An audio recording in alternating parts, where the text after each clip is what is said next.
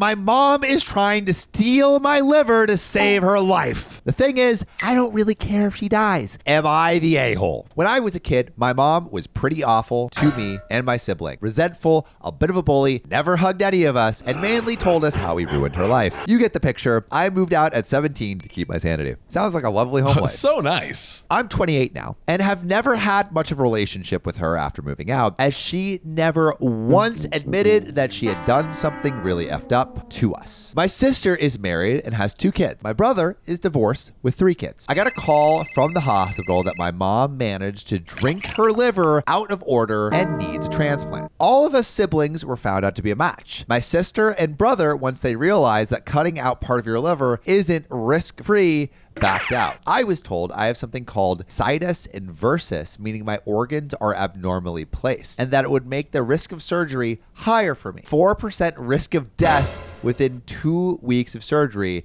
and higher risk of other awful happening. And of course, 100% guarantee that my mother will drink away that liver too. Yeah, that's the other thing, is you're almost like enabling. Now, everyone, the doctor, my mom, siblings, everyone is telling me I should do it because I don't have kids. So who cares if the risk is high? You don't have kids, Bro, so you're useless. You're a waste of human life. You're not popping out babies like a Gatling gun. This pissed me off. My family never valued my lifestyle, as I decided not to do life by the script. I bought a cabin in the wilderness in the north and work from home, so I rarely have to leave my lovely little hideaway. I make enough money to live the life I have always dreamed of. But apparently, that does not count since I don't want kids. And my mom, who never cared if I lived or died, suddenly thinks she deserves my liver because she gave birth to me. She's a vending machine of organs, you know? It's like B3, liver please. The fact that she then spent 17 years bullying me is irrelevant because family and kids are a gift from God. Well, f them all. The doctor said to me, well, it is an increased risk, but your mother needs a new liver. At least you don't risk leaving children behind. That. I was so stunned, I forgot the entire Swedish language and just sat there. I'm guessing OP is from Sweden. What did I just hear? And who will care for my pets if I die? OP's a dog mom. Come on, you know? fur babies. And my mom, I gave you my life. You should do the same for me. After all, I gave you my best years, and raising you was no joke. She also gave me 2 fractured ribs and one time locked me out of the house in the middle of winter, and I had to smash a window with my hand to get in. I can't believe I even tried, that I agreed to be tested as a donor, as if she would have magically changed. I'm leaving the city tonight, taking the train north, and will hopefully be back in my cozy home tomorrow. When the doctor calls to hear my decision, I might not even pick up. Cold. And guess what, John? What? There's a freaking update. Oh, goodness. OP sent an image of where they live, and it's beautiful. I have spoken to the people involved, my mom, my siblings, and the medical staff, and I'm told everyone that I won't donate a part of my liver to my alcoholic mother. The doctor at the hospital where my mother was treated initially when her liver crashed simply said, I understand, but that also means that I must inform you, you need to prepare to say goodbye to her in a not so distant future. I might not particularly like my mother, but I don't wish death on anyone, so that sucks. But again, she drank her own liver away. It took years of hard work to reach the place where she is now. She's been to several clinics, gotten all sorts of help. She would stay until they stopped treating her with Oxyscan and then check out and start it all over again. So much of the taxpayers' money has been spent and thrown away on her, and she refuses to take any responsibility at all. It's always the nurses or the doctor's fault that she drinks. They don't give me the right treatment. I think she would do the same to any donated liver, and I told the doctor this. My sister said that she understood, and now that things have had time to calm down a bit, she even said that she thinks it's the right thing to do. My brother does not agree with my decision, so maybe donate your own liver, bro. Come on. Which actually OP said, and I told him that he can donate a nice slice of his own liver then. But then, of course, he tells me he can't because he's got kids, and it's too much of a risk for him to take. I, on the other hand, am obviously disposable. And my mother. So I honestly can't be bothered to type it out. I phoned her to tell her that she will not be getting my liver. And as expected, she went from jovial to resentful by the drop of a hat. Everything from, I'm your mother, you only get one mother, to, you must be there for family, was thrown at me. She even referred to the fact that I once risked my life for my dog when she went through the ice on a frozen lake, but you won't do this for your mom? No, I will not actually. She said many awful things. I guess I can understand that she's upset and scared, but even I have a limit to how much of that I'm willing to stand. So eventually I just said, I'm done. And I hung up. Not sure what to expect now. Don't really care either. I'm glad that my sister came around. Perhaps my brother will, if given time. Maybe not. Either way, I'm happy to have made my decision clear. Now that it's done, I can get back to enjoying my life far from the mall, in the comfort of my home and the company of my awesome dogs. OP's colder than an iced liver fresh off the surgery. Colder than her dog when it fell through the ice. I mean, okay, so my question is, if your parent was dying of liver cancer, would you give your liver to them? Let's say they don't have a drinking problem. They just had liver cancer. Right. Would you give your liver to your mom or dad? I want to hear what everyone else in the comments says and why. John, you would? Yeah, I mean, like, my mom is not like this mom. This mom is crazy. Yeah, no, I would definitely do it. But I think it's also an interesting scenario of like putting yourself in OP shoes of like, if this person is your mom, would you do the same thing? If this person is my mom, I wouldn't. If it was my actual mom, I would give her my liver. Yeah. But would you give your liver to your mom? Put your answers in the comments and tell us why. My friend is jealous of my special needs privileges and demands that I don't need them. It's not my fault I have a disability. Am I the a-hole? About a year ago, my university added psychological problems to the special needs student requests. Okay. I have been diagnosed with severe anxiety and clinical depression, so I decided to apply to the program. The program is strictly enforced, and they requested my diagnosis, the date, and the doctor. Then they contacted my doctor about it. Well, I got in, and I now have about 50% more time in my exams, and I'm able to record the lectures. I can get them from the program when I need. There's some absences allowed, etc., etc. One of my friends learned about my special needs status and then confronted me.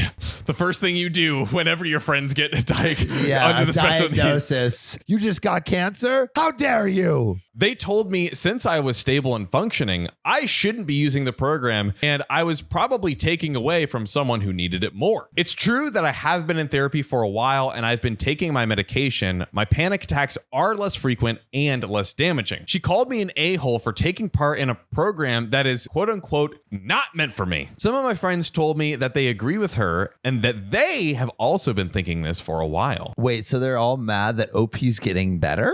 Hey, so we're launching Assholes Anonymous, where we read your stories live with you August 3rd. For first-time Patreon patrons, you can get a free trial. So be the first. So now I am truly conflicted. On one hand, I truly benefited from the program, but on the other hand, maybe they're right and I'm using this selfishly. So Reddit, am I the a-hole? Now there is an update, but Sam, as of right now, do you think OP is the a-hole? No, I mean, the school is deciding who gets into the program and who doesn't, and they are deciding the criteria. If OP fits the criteria, then they get in. OP got in fair and square. Who are OP's friends to say that you're not disabled enough for the program? First of all, thank you to everyone for the encouragement to use my special needs status and to confront my friend about her reaction. I admit I used some of your words when talking to her to better explain myself. So we talked. And at first it seemed like she was sympathetic to my situation, but after a while, she told me that I was exaggerating, and she specifically told me, quote, I deal with depression and anxiety, and I don't need a program. Well, good for you. Then I guess you don't need the program.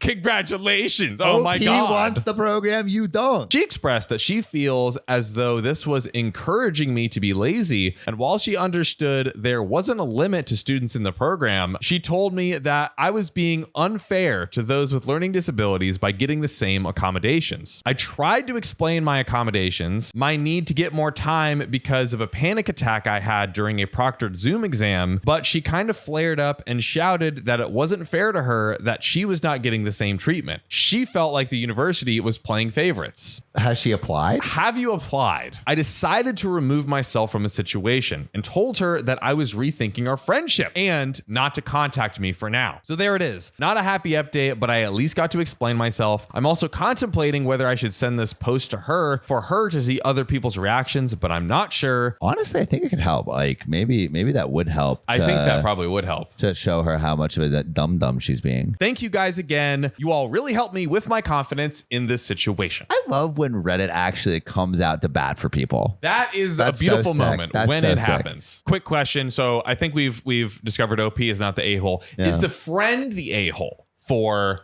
saying this to the friend? Yeah. I think the friend is the a-hole. I think OP should send the Reddit post. My selfish husband stole my bonus and spent it on himself. No one takes my money and lives. Am I the a-hole? And lives? Hey, you gotta do what you gotta do. I am not sure how to do this or if this is the right community. I would like some objective third-party advice I put for my current situation as I am at a loss. The history. My husband, 28 male, and I, 27 female, have been married for about 4 years now. We dated in college and got married afterwards. He finished college with a finance degree and thought he would go into accounting. Big money bags over here. Oh, yeah. Finance. Ooh. My man quickly found out that accounting was not his passion. He started bouncing around jobs and ideas, business ideas, being a teacher, being a lawyer, but nothing really kept him saying, this is what I want to do, my passion. This was pre-COVID. Since COVID, he has not attempted anything, and he says after the pandemic, there will be a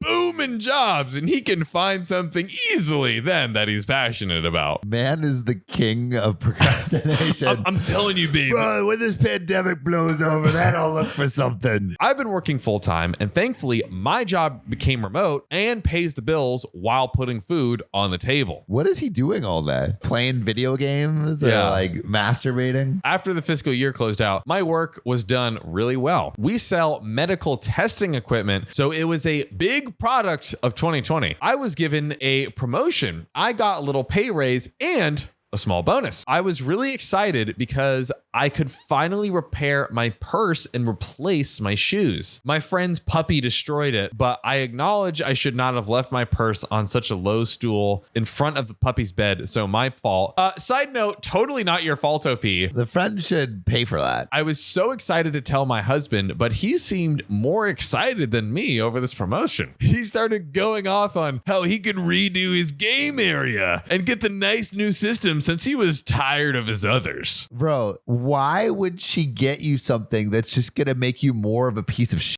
I was dumbfounded. I got really quiet because I almost could not believe what he was saying. He eventually goes out and gets himself a new system, chair, and a mouse. Is he trying to become a streamer? He had basically spent my bonus. I was so upset and ultimately hurt and numb. We ended up getting into an argument and he called me selfish for not being happy that he got to achieve his dream. And I'm being spoiled for being upset that I couldn't spend this money on me first. It's her money? I basically called him an ungrateful a-hole and asked, why does he deserve new stuff when I have been providing? He got really quiet on that one and just stormed out saying that he would be staying with his family, only about an hour away. And I've been getting angry calls and texts due to the fact that he doesn't feel supported in his own home. Supported doing what? And if I'm making the money, then I can get whatever I want when I want, and I shouldn't throw it in his face that he doesn't have an income, which is not true. I'm not saying that. I'm trying to keep a roof over his head and food on the table. All of his friends and family think I'm way overreacting to something that makes my husband happy. How about you get a